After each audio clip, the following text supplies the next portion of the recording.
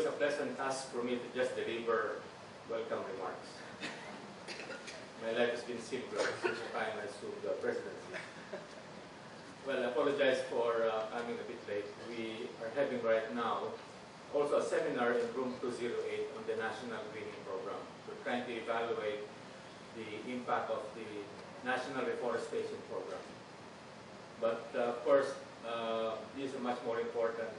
That's only a brown bag. This is a presentation of a full-blown study. And well, I'd like to, before I go on, I'd like to welcome Secretary Luistro. My kababayan, we come from Lipa City. Although he studied in De La Salle. I studied in an inferior school. And Ms. Lota Silvander. And of course, Dr. Clarissa David. And of course, our favorite abbot, Dr. Toots Albert. I assume that all of us who are here in this seminar are truly concerned by the social phenomenon of schooling-age children who unfortunately are not getting the education that they deserve.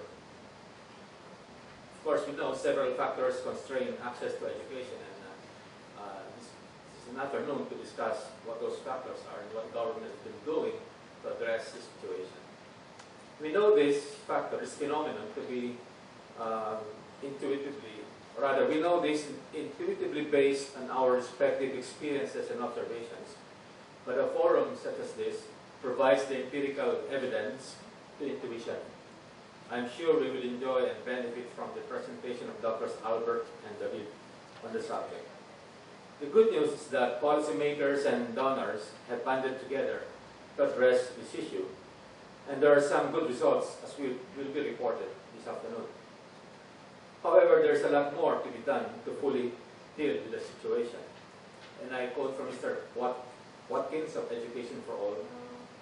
I borrow his words from him. He said, well, governments must commit not just to achieve national goals, but to seriously tackle disparities based on wealth, location, ethnicity, gender, and other markers for disadvantage. And I stress other markers for disadvantage.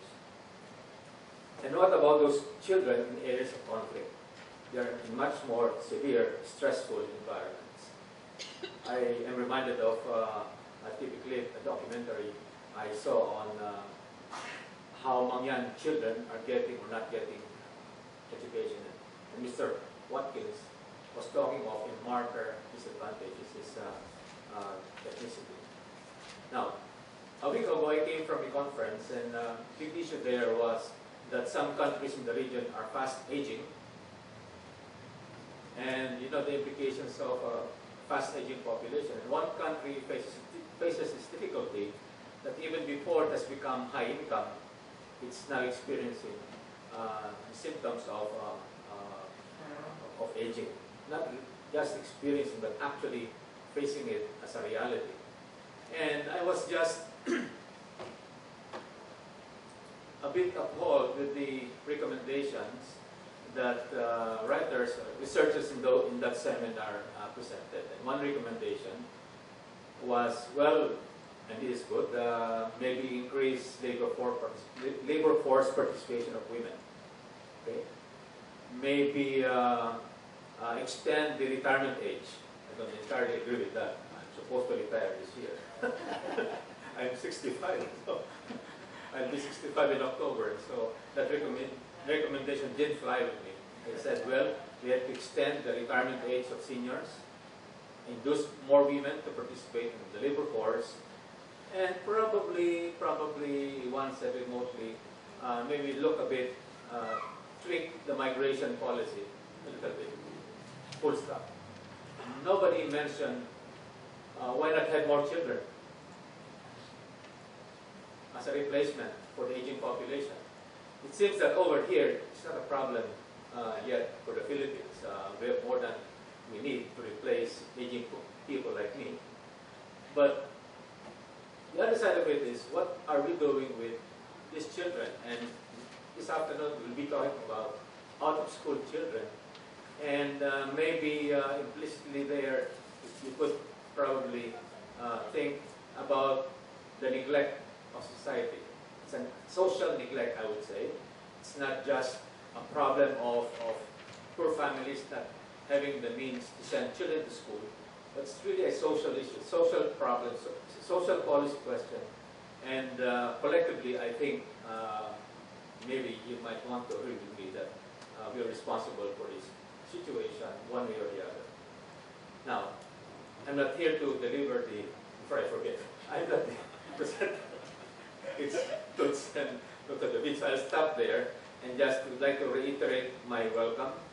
But I'll end with this question because we often hear about the impact about we'll hear why children are out of school and what is being done about it, what should be done about it. But we also probably to jolt us out from our sense of complacency in a manner of speaking. Maybe we should ask the question, what is the economic and social impact of out-of-school children?